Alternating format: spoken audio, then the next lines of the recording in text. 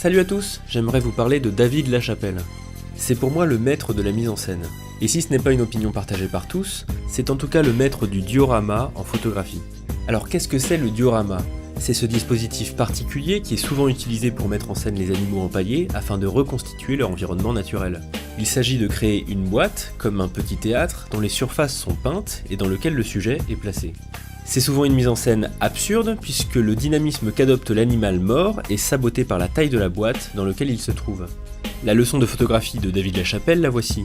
Il ne faut jamais faire de collage à l'ordinateur. Si vous avez une idée délirante, c'est beaucoup plus drôle de la créer en vrai que de la monter sur un ordinateur. Je ne vais pas résumer tout David Lachapelle en un seul épisode étant donné la richesse de son travail, mais je vais essayer de résumer. C'est une œuvre kitsch jusqu'à l'absurde, pleine d'humour, ce qui lui vaudra l'étiquette de surréaliste parfois. Il y a dans ses photos une sorte de cynisme hérité de Warhol. En fait, j'imagine David Lachapelle comme quelqu'un qui voit absolument tout comme des signes. Pour lui, tout est langage. Et ce qu'il aime par-dessus tout, c'est en jouer. L'univers pop, c'est un langage. Les images des stars, c'est un langage.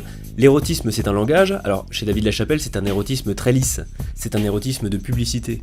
Ce cynisme vis-à-vis des signes lui permet de combiner absolument tout et surtout n'importe quoi. Et avec une préférence quand il y a une énorme surcharge de signification. Lachapelle veut parler tous les langages en même temps. Aucun signe n'est plus important ni plus sacré qu'un autre, et c'est en accumulant les signes et les significations qu'il crée son langage unique et kitsch. Mais si je voulais vous parler de David Lachapelle, c'est parce que c'est le photographe qui m'a donné envie de me lancer en photographie il y a 10 ans, et notamment grâce à une série sur le thème de Jésus. Le principe de la série, c'est si Jésus arrivait aujourd'hui dans le milieu hip-hop bling-bling, qu'est-ce que ça donnerait ? C'est comme ça qu'on se retrouve avec des scènes de la Bible revisitées à la sauce hip-hop. On voit par exemple une version de la scène, ou encore le bain de pied de Sainte Marie-Madeleine. Comme je le disais, aucun signe n'est plus sacré qu'un autre. Par contre, Jésus n'est jamais traité comme un personnage ridicule, bien au contraire.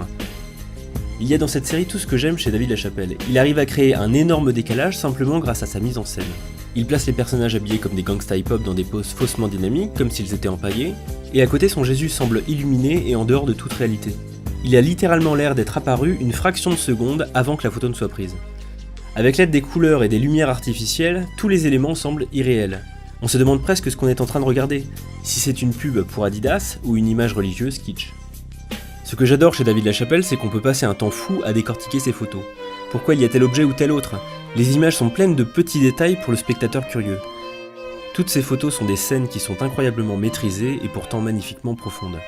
Il y a un véritable travail d'orfèvre sur l'ensemble de ces mises en scène. Merci d'avoir suivi l'épisode. À bientôt.